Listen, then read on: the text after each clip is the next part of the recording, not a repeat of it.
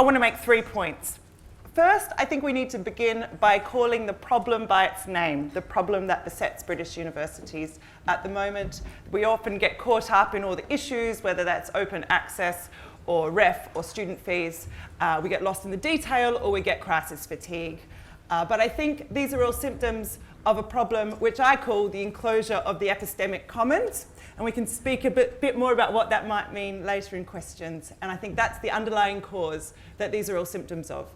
Second, I think we can put our own house in order. And that involves a number of things. That involves thinking about ourselves as engaged in a shared project across our various diverse institutions. It involves, and I'm sorry to say this, Libby, abolishing the mission groups. And it also involves democratising internally. There's often a real disconnect between the official image of universities projected by managers and those that academics such as myself, and I'm not sure how many other functioning, practicing academics there are in this room, feel that we're engaged in, which is very messy and involves students crying in your office sometimes. But then thirdly, and perhaps most importantly, I think we need to tell new kinds of stories about who we are and what we do. And at the CDBU, we have various ideas about how we think we can do this.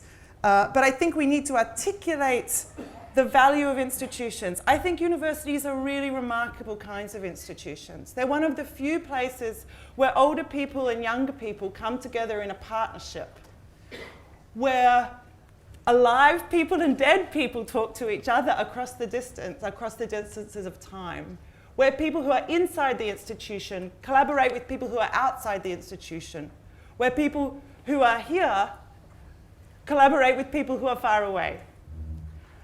They're places dedicated to the messy, ongoing, and deeply uncertain business that is life, and this is deeply, deeply human, I think.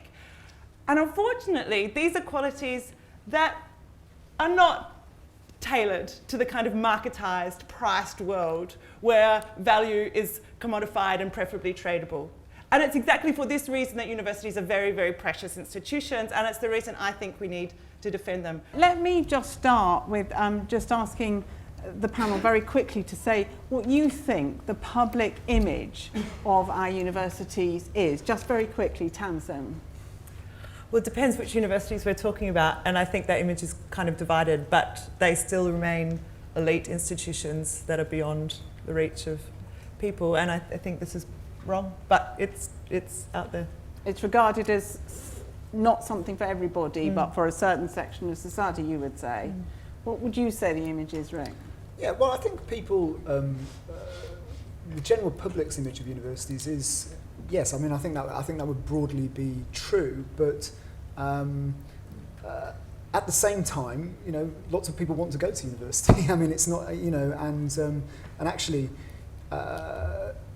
you know, the part of the education system that has more of, if you like, more of an image problem, I would say, is the other part of it, which is the vocational education system that we have in this country, which parents, young people, employers don't really understand, you know, and so universities, you know, the public understand them, young people know what they will get from them. So I think it's a mixed picture, but let's not sort of let's not exaggerate, you know, the sort of image problem that universities have. There's still, you know, there's still a lot of demand from young people to go to university.